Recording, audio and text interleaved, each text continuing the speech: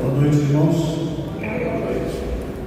Com muita alegria que chegamos juntos mais uma vez a este lugar e estamos já vivendo o 11º dia do ano novo 2026.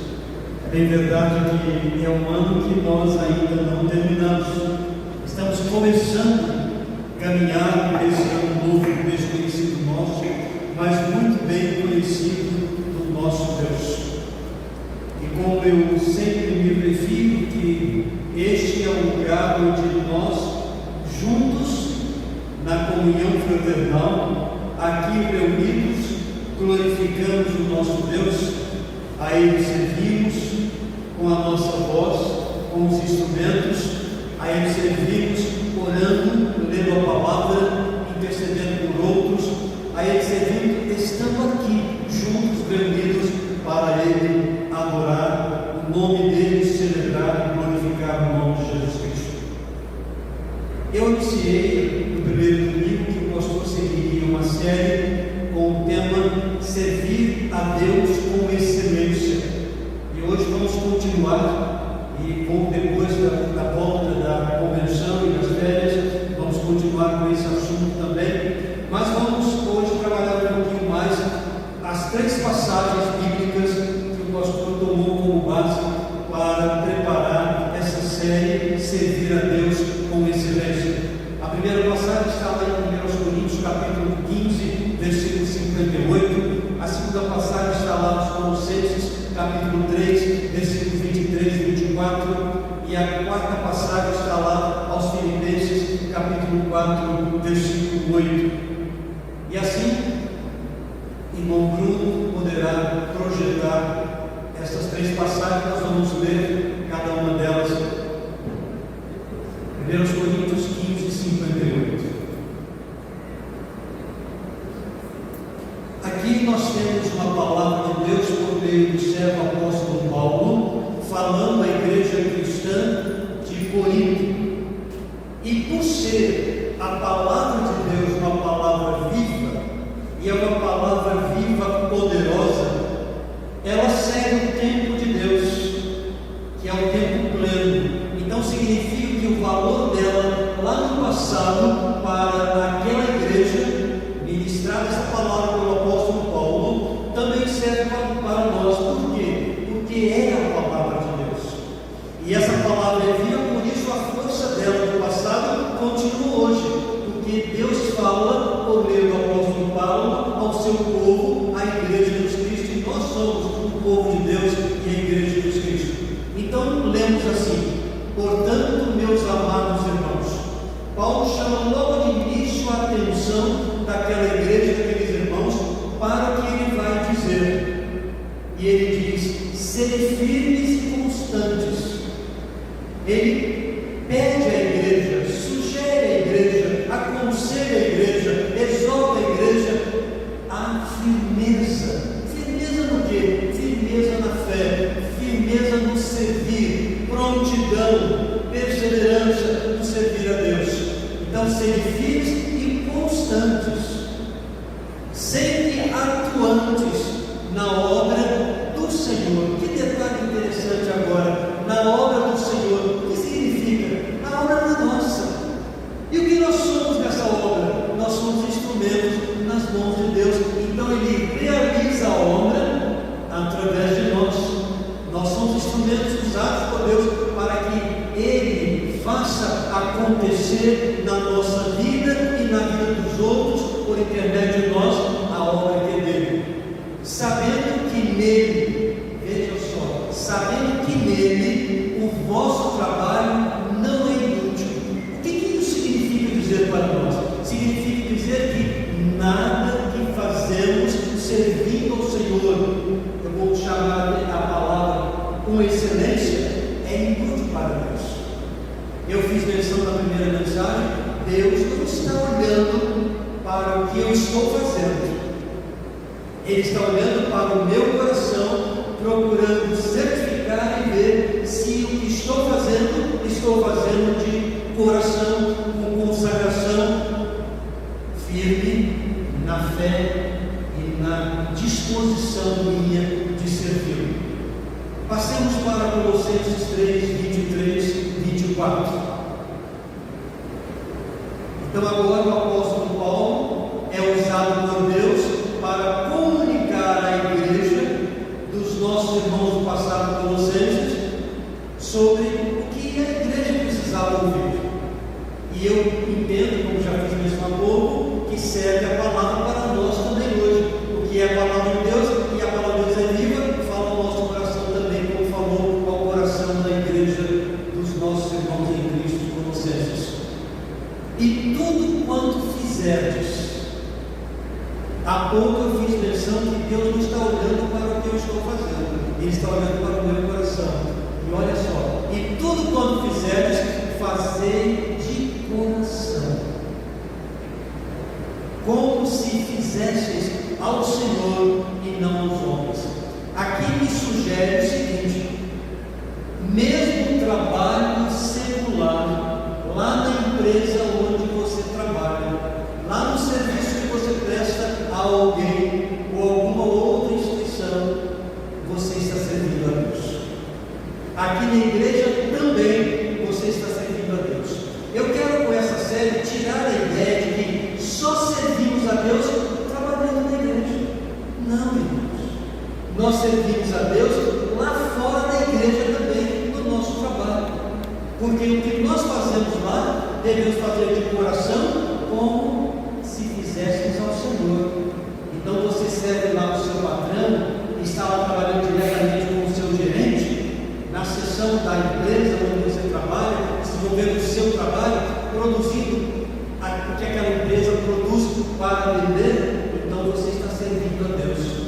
E aí vamos para o versículo 24 de Colossenses 3. Sabendo que recebereis do Senhor a herança como recompensa, servir a Cristo o Senhor. Então nós temos uma recompensa, dentre várias recompensas de Deus. Primeiro é a aprovação dele.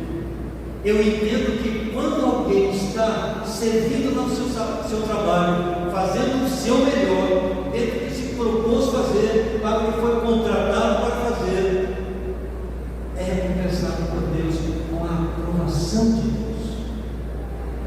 É como se Deus dissesse para você: olha isso que você está fazendo aí, servindo esta empresa, trabalhando nessa sessão, atuando com o seu gerente, você está fazendo para mim, está fazendo de coração, fazendo bem, com responsabilidade, isso me agrada, parabéns. Então, é o reconhecimento do Senhor e a recompensa que nós precisamos. Então, lembrando que tudo que nós fazemos servindo a Deus, seja na igreja, qualquer que seja a função. O mais importante não é o cargo, não é o trabalho, é o coração que você deposita naquilo que está fazendo, lembrando que está servindo a Deus. Filipenses 4, 8.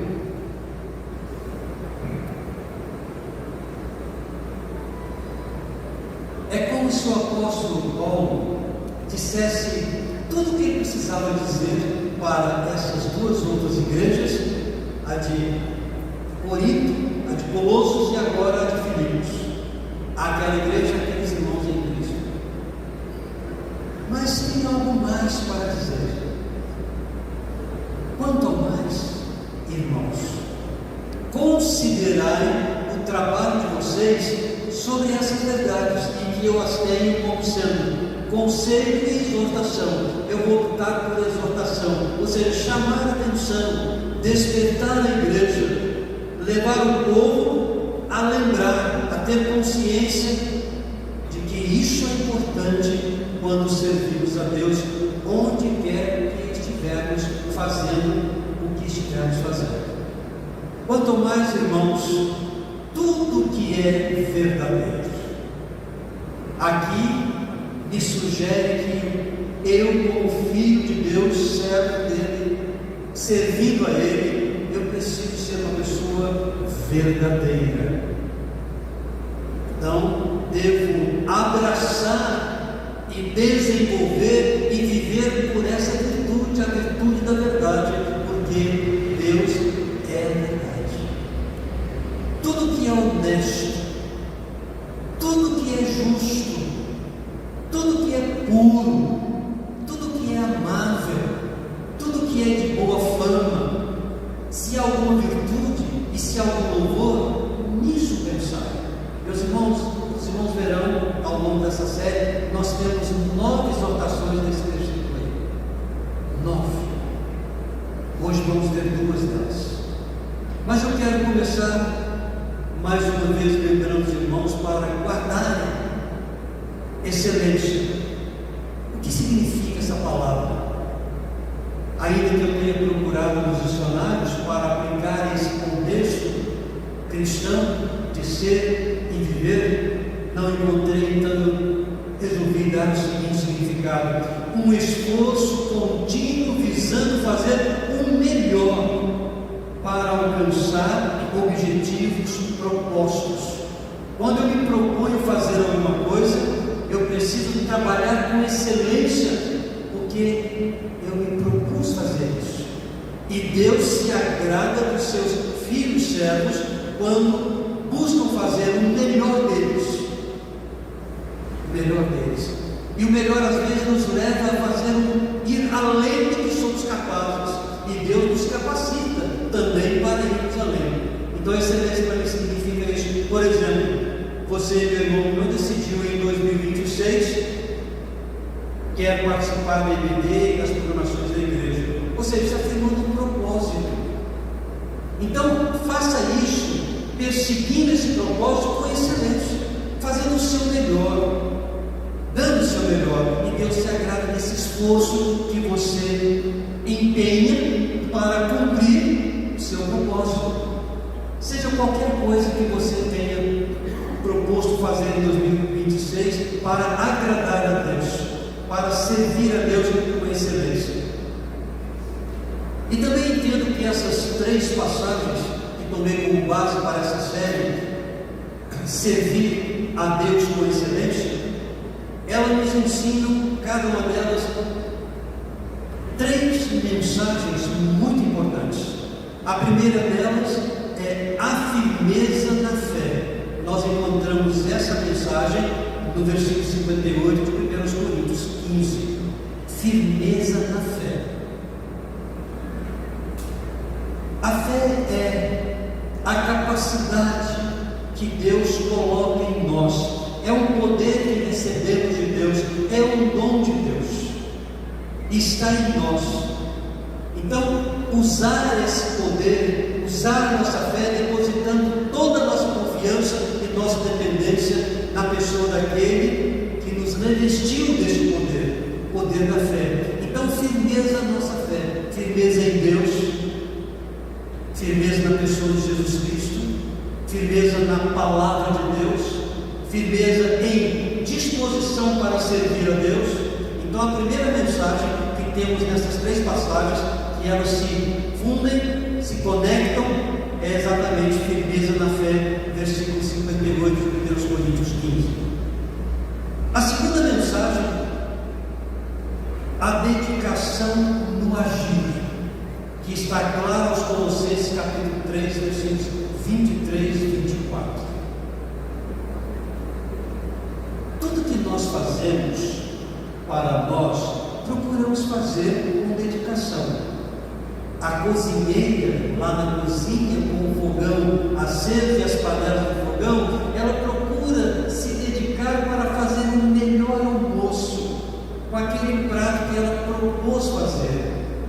Então ela faz com dedicação porque ela quer ver ela mesma comer e os outros também comerem, saboreando a comida que ela fez. Eu me lembrei agora, irmã Solange, da Dejanira, a falecida Dejanira. A irmã Dejanira cozinhava para qualquer número de pessoas. Irmãos, uma coisa curiosa, eu nunca entendi isso, ela nunca provava as comidas, se realmente estava no tempero exato que ela gostaria que estivesse. E ela fazia para 10, para 20, 30, até 50 pessoas, e dava certo. Nós nos alimentamos na casa dela algumas vezes, e estava saborosa a comida, e ela não provava.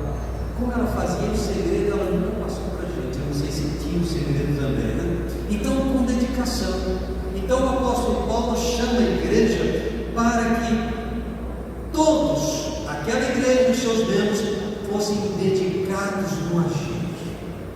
Isso está claro para nós nos versículos 23 e 24. E depois, a mensagem que eu tiro de Filipenses 4, 8 é a pureza no pensar. Tudo começa aqui, sentimos aqui e nos leva a agir. Então precisamos, com isso, na prática, o que fazer? Cuidar da nossa mente. Porque a nossa mente pode receber qualquer assunto pelos sentidos principais que temos. Assuntos pelo sentido da visão, cuidar da nossa mente com os pensamentos nela em relação àquilo que nós vemos. Será que nós vemos vai nos edificar? Contribui para o nosso bem? Ou se vimos, percebemos logo que não é, pelo conteúdo que já temos absorvido dessa nova experiência de vida em Cristo? Então o que tem que fazer? Imediatamente desviar a atenção daquilo que o sentido da visão me possibilitou ver. E o que eu vi já percebi, porque o Espírito Santo está em mim, agindo em mim, operando em minha vida, logo vai dizer: o que vi não me edifica. Então eu não tenho que persistir, continuar vendo. Se você realmente cuidar da sua mente, por causa dos pensamentos, você vai sentir mal diante de alguma imagem que você esteja vendo que não vai contribuir em nada para você. Então essa mensagem que temos no capítulo 4, versículo 8 de Filipenses é isso, sobre pureza no pensar. Pureza no pensar. E até mesmo um aroma, um som vai despertar pensamentos. Você vai sentir isso e vai agir a partir disso. Então tenha cuidado. Por isso, pureza no pensar. Cuida do pensamento. Cuida bem do seu pensamento. Discipline o seu pensamento.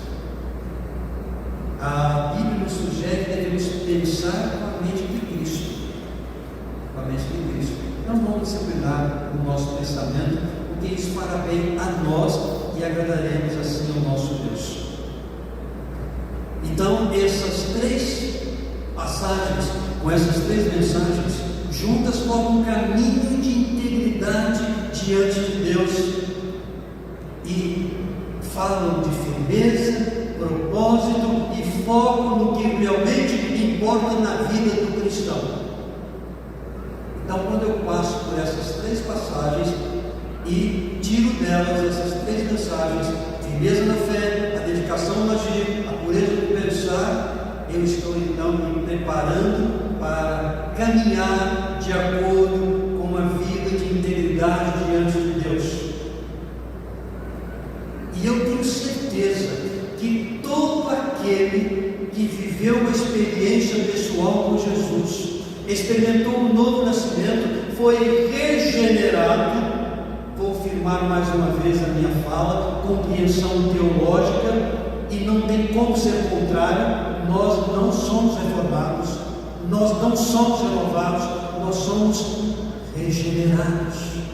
Então todo aquele que passou pela experiência do encontro com Jesus, do novo nascimento, e foi regenerado nele, um novo ser, uma nova criatura, realmente precisa buscar viver integridade diante de Deus. Viver a integridade diante de Deus significa que eu vou pautar a minha vida, vou pautar o meu caminhar, vou pautar o meu falar, o meu agir e reagir conforme os ensinamentos de Jesus. Não é porque alguém disse. E o que alguém disse está de acordo com a palavra? Vou dizer para os irmãos, às vezes eu vejo alguns vídeos e vem automaticamente para mim, e eu procuro certificar se aquela pessoa que está falando em nome de Deus, em nome de Jesus, se apresentando como uma pessoa realmente consagrada, eu procuro ver se ela está pautando a fala dela na palavra de Deus. verdade, eu sou um beriano quase que nada, sabe? É por isso que eu percebo coisas que muitas pessoas não percebem. Então não é porque a pessoa está falando bonito, não é porque ela está falando bem, está tudo bem elaborado ali, naquele plano proposta dela. Está de acordo com a palavra? Se estiver, tudo bem. Se não estiver, eu não quero. Porque o que edifica a nossa vida, que nos faz crescer, é a palavra de Deus. Por isso essa proposta nossa nessa série, servir a Deus com excelência.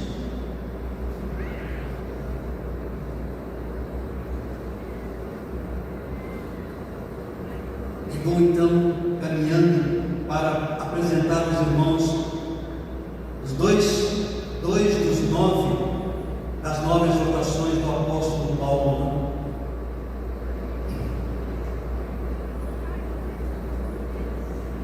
Eu gostaria de começar dizendo para os irmãos que quando o apóstolo Paulo pede aos cristãos filipenses para pensar em tudo que é amável e de boa fama, não se limita ele a sentimentos, mas refletir de forma consciente, ligado ao conteúdo moral e espiritual que deve ocupar lugar na mente dos crentes.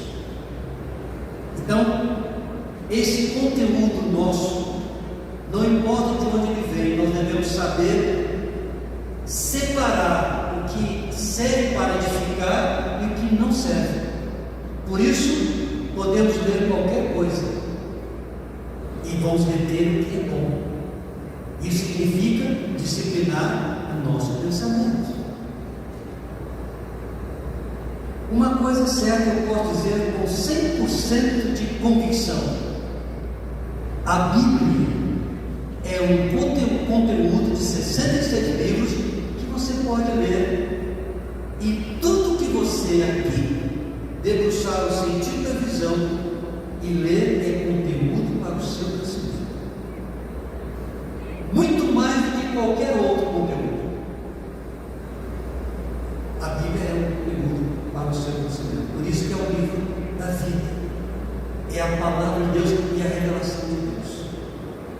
Quanto mais eu leio a Bíblia, além de Deus me revelar, a Bíblia também me leva a um autoconhecimento. Eu me encontro dentro da leitura que faço, com aquilo que faço que agrada a Deus, e me encontro na leitura que faço das coisas que faço que desagradam a Deus. Porque a Bíblia, a palavra de Deus, tem esse poder de me mostrar o que é certo na minha vida e o que está sendo errado que estou fazendo. Ao mesmo tempo, ela me ensina. Então é assim que se faz. Então eu preciso ler a Bíblia. Não tem como ficar sem ler a Bíblia, a palavra de Deus.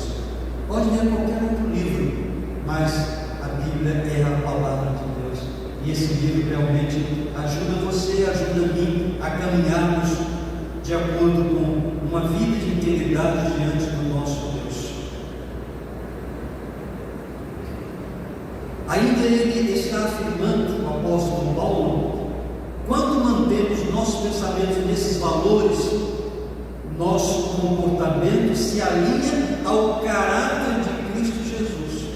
Ou seja, eu creio que cada um crente, seja ele homem ou mulher, jovem ou adulto ou terceira idade, quer que a sua vida esteja alinhada com a vontade de Deus.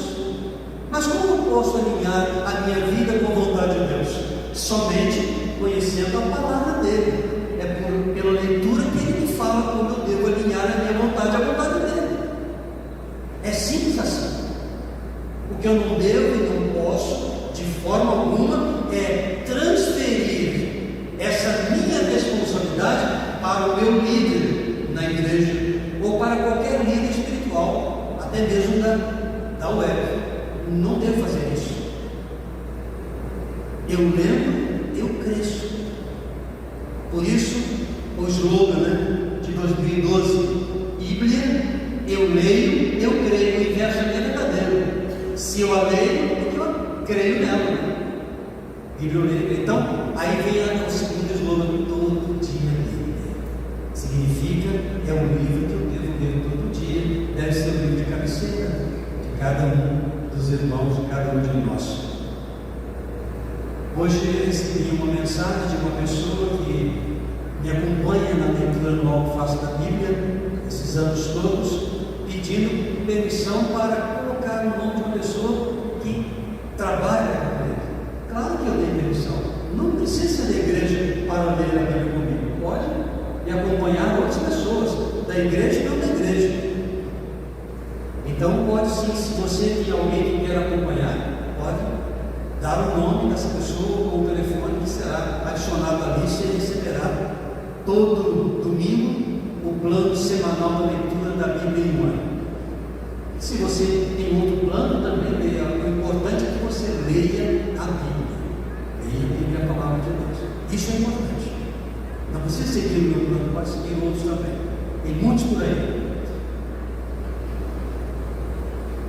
Então, nosso comportamento se alinha com o caráter de Cristo Jesus, e que é Ele, o caminho, a verdade e a vida. Então, nada melhor do que eu estar alinhado com aquele que é para mim o caminho. Significa que não tem outro. A força do grego do artigo O quer dizer isso, não tem outro, por isso é o. Também continua dizendo, a verdade significa que é a única, não tem outra verdade. Olha como é importante alinhar a minha vida, a vida do meu Senhor e Salvador Jesus Cristo, mestre também, porque é a verdade também a vida. Isso está claro para nós, os irmãos já devem ter na mente, né? Ou na memória, João 14:6. Resultado então, o que falamos, o que praticamos com nossas ações, reações e comportamento sempre refletirá para os outros esse padrão de pensamento coerente com a nossa nova natureza que recebemos e a nova criatura que nos tornamos.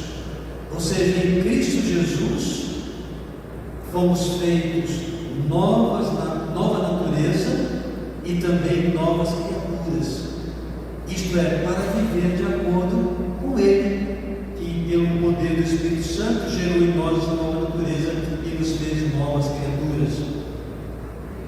Por isso que Jesus também afirma para nós que devemos atentar para esta afirmação, que na verdade também é uma exortação, está lá em Lucas 6,45.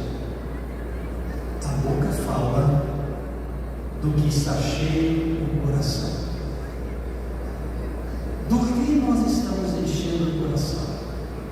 Eu disse lá no início da mensagem, devemos cuidar do nosso pensamento, porque pensamos, sentimos. Vem aqui, desce para cá e nos leva a gente. E agora vem Jesus e diz: a boca fala do que está cheio do coração. Do que estamos enchendo o nosso coração? E é claro que Ele vai encher daquilo que eu estou pensando também. Então, se está cheio das coisas que me alinham ao meu Senhor, Salvador e Mestre Jesus, então eu vou falar disso. Eu vou viver assim. Por isso que nós refletimos Jesus para os outros. É por isso que o apóstolo Paulo também disse que não vive ele, mas Cristo vive nele.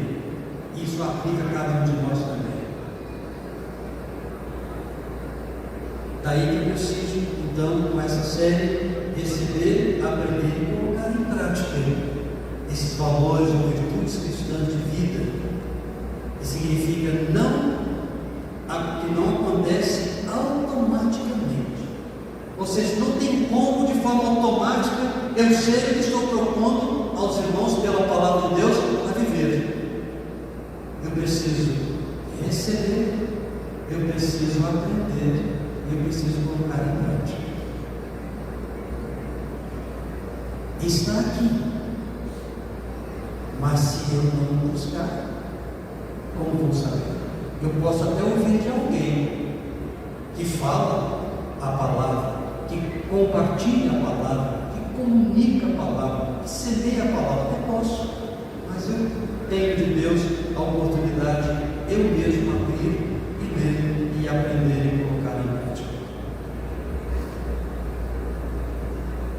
Isso deve ser uma determinação, perseverança nossa, nessa caminhada então cristã, podemos assim dizer, e aprendizado constante. Então, sempre que estou lendo a Bíblia e procurando colocar em prática tudo que aprendo, que ela me revela e é Deus falando a mim, eu então tenho um aprendizado constante.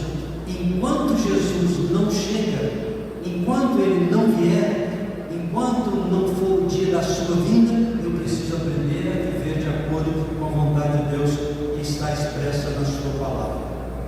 E o que só é possível com dedicação, com leitura e estudo da palavra de Deus. E uma coisa boa, eu leio, eu estudo e tenho um professor junto de mim para eu aprender mesmo, para que as minhas dúvidas sejam apresentadas a Ele e Ele vai me esclarecer. Eu estou me referindo ao Espírito Santo, porque Ele é o guia da verdade que eu leio na palavra de Deus. Está lá no capítulo 16 de João, no versículo 14. Além de glorificar Jesus Cristo, Ele me guia toda a verdade. Então o Espírito Santo é o meu professor e me ajuda a entender o que Deus está me falando, se eu não entendo.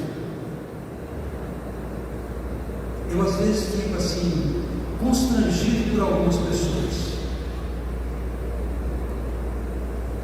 Pessoas, por exemplo, que têm até dificuldade, muita mesmo, e no que eu conheço, às vezes a pessoa não esperava que ela tivesse dificuldade. Eu vou usar uma coisa muito simples e que eu fico constrangido com isso pela pessoa. Peço para ler a Bíblia, indico o texto e a pessoa não sabe como fazer. E às vezes a pessoa tem alguns anos de vida cristã. Eu fico constrangido pela pessoa. Não sabe. Não sabe onde está o Novo, onde está o Antigo Testamento. Por que eu não uso a palavra velha, apesar de estar escrito na sua Bíblia, às vezes, em algumas versões? Porque a palavra velha não é velha, irmãos. Ela só é antiga. Porque antigo significa essa aliança velha. Então a palavra de Deus está no Antigo e Novo Testamento. A antiga aliança e a nova aliança. E se você quiser aprender um pouquinho, eu vou ensinar uma coisa muito simples agora. Quer ter na sua memória os 66 livros na ordem que eles estão expostos na palavra? É só você memorizar de 5 em 5. Memoriza Gênesis, Êxodo, Levítico, Número, Deuteronômio. Guardou os 5, parte mais para mais 5, fala os 5 e depois partiu mais 5, fala os 10 na sua memória. E aí, quando o pastor ou qualquer irmão na direção anunciar o texto, você então saberá pela sua mente onde está este livro. Você vai abrir. Tem até música para isso, né? Eu não lembro bem a música, mas tem uma musiquinha que ajuda a ler isso. As irmãs da EBD, especialmente com as crianças, conhecem essa música. Eu penso, né? Conhece essa música. Ajuda também a memorizar. Então é um passo simples para você manusear a Bíblia, a palavra de Deus. Aprenda a fazer isso. Não tem nada a perder, só tem a ganhar. Só tem a ganhar. Então eu quero trabalhar com os irmãos agora, rapidamente, as duas primeiras exortações dentre as 9 que nós temos no versículo 8 de Filipenses, capítulo 4. Então eu vejo isso como sendo um desafio, reunindo essas 9 exortações para nós. A primeira delas, primeira exortação: tudo o que é verdadeiro. Ou seja, o apóstolo Paulo está convidando, aconselhando e exortando a igreja de Filipos para viver de acordo com tudo que é verdadeiro. Ele dá destaque então para a verdade, verdade como princípio da vida cristã. A vida cristã cristã não pode se pautar pela mentira. Aliás, tem um provérbio muito antigo: a mentira tem pernas curtas. Não à toa Jesus se apresenta e diz: e conhecereis a verdade, isto é, conhecereis a mim, e o que acontece? Sereis livres. É bem verdade que eu não posso dizer a verdade de qualquer maneira, sem responsabilidade. Por exemplo, eu preciso falar com alguém como que despertando esse alguém para algo que fez de errado. Então eu preciso me cuidar para o momento certo, o lugar certo e como falar. Então é com essa pessoa. Porque fora isso, vira fofoca, vira tititi, disse ou destigueiro. Então tudo que é verdadeiro, verdade como princípio de vida cristã. Então, todos que estão me ouvindo, tomem essa palavra, que é uma exortação, tudo que é verdadeiro, como sendo um princípio da sua vida cristã. E paute sim o seu viver cristão por esta palavra verdade. Eu resolvi justificar com a palavra de Deus, porque é verdade. Então vamos lá. Mateus 5,37, na versão Almeida 21. Sim, sim, não, não. Pois o que passa disso vem do maligno. Então, quando você troca a verdade pela mentira, você está fazendo a vontade do diabo, não de Deus. Às vezes a verdade dói. A mentira às vezes abafa, te saca de uma situação, mas isso não é bom. Logo à frente, o acusador, que é o nosso inimigo, vai te revelar. Então, voltando à palavra de Jesus, sim, sim, não, não, pois o que passa disso vem do maligno. Então essa é uma exortação direta da palavra de Deus, focando no que é autêntico. Devemos primar pela verdade. E isso implica na atitude do cristão de sempre rejeitar a mentira. Rejeitar a mentira. Rejeitar ainda a falsidade. Rejeitar a hipocrisia. E o contrário disso é a opção por fazer a vontade de Deus, numa integridade de vida com Deus. A segunda exortação: tudo que é honesto. A honestidade não se limita apenas à ausência de engano, mas também abrange a seriedade e o comportamento digno nos relacionamentos entre cristãos e não cristãos. Eu resolvi destacar assim, sabe por quê, irmãos? O cristão, aquele que está comprometido com uma vida de integridade com a vontade de Deus, ele precisa optar pela verdade sempre, junto aos crentes e junto aos não crentes.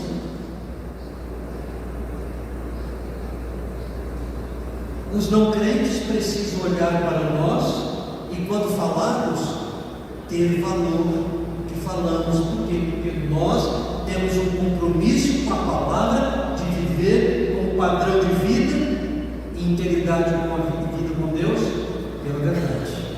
Então, não só no contexto eclesiástico, mas fora também, o cristão precisa viver exatamente de forma honesta, melhor, de forma verdadeira para com todos.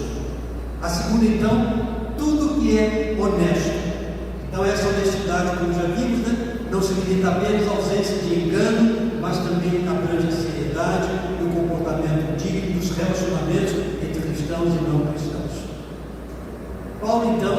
chamou a atenção daqueles nossos irmãos em Cristo, chama a nossa atenção hoje, como igreja que somos de Cristo do século XX. Isto por quê? Porque eles lá no passado e nós aqui seguimos a Cristo. Eu entendo que aquela música me ajuda aqui agora. Estou seguindo a Jesus Cristo, atrás não volto mais. O que é isso? É um propósito de vida nova a partir do encontro com Jesus. Eu já disse para os irmãos que essa música é de um missionário indiano.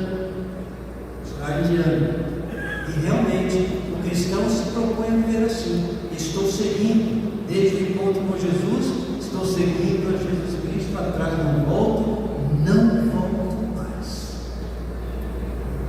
Isso é proposta e é propósito de vida daquele que recebeu a nova vida em Cristo. Então, para viver uma vida de reverência, responsável, afastando-se de atitudes levianas ou irresponsáveis, inconsequentes, precipitadas, irrefletidas. O cristão deve viver assim. Por isso esse compromisso de integridade. Então, deve ter uma vida de reverência, uma vida responsável, afastando-se de quais atitudes levianas, ou ao mesmo tempo significa irresponsáveis, inconsequentes, precipitadas, irrefletidas. Olha a questão de disciplinar o pensamento. Não fala por falar, fala consciente do que você está dizendo, fala com clareza. Aliás, aqui é importante para os professores. Às vezes tem uma fala de professor que não é, que é negativa. Você entendeu, referente aos alunos? Vocês entenderam? Quem é responsável por deixar claro o que você comunica é o emissor da mensagem, irmãos. Não é quem a recebe. Conseguir que entendesse? Conseguir me explicar? Então, isso está aqui. Então, eu preciso viver essa. Então, a tônica dessa exortação é: a maneira como falamos e agimos deve ser honesta e respeitosa, o que reflete o caráter de alguém que é uma nova criatura em Cristo Jesus, em caminho com Deus. Irmãos, eu às vezes fico constrangido quando eu tenho que, por necessidade, na minha função de líder espiritual, chamar alguém para conversar sobre um comportamento errado. Eu me sinto realmente um pouco constrangido e faço isso com muito cuidado e com muito amor. Não é fácil para mim, porque eu tenho respeito pelo outro, que é diferente de mim. O outro que às vezes eu não conheço muito, mas eu me conheço bem. Por isso é importante, quanto melhor você se conhecer, você lida melhor com você mesmo e com o outro. E uma forma também, entre outras, da ciência do comportamento, é a palavra de Deus. Ajuda você a se conhecer mais. Eu vou deixar aqui o desafio com uma frase, O quanto você se conhece? O quanto você se conhece é capaz de aceitar o outro do jeito que o outro é? Se você tiver essa dificuldade, você se conhece pouco. Deveria conhecer mais. E um passo importante é a leitura da palavra de Deus. Servir a Deus com excelência. Seja esse o nosso propósito em 2026. Mas não terminou, vamos continuar ainda trabalhando essas exortações, que são ao todo 9. Hoje nós vamos ter só a segunda. Que Deus abençoe. Amém. Irmã Solange, dirigente, toma a segunda.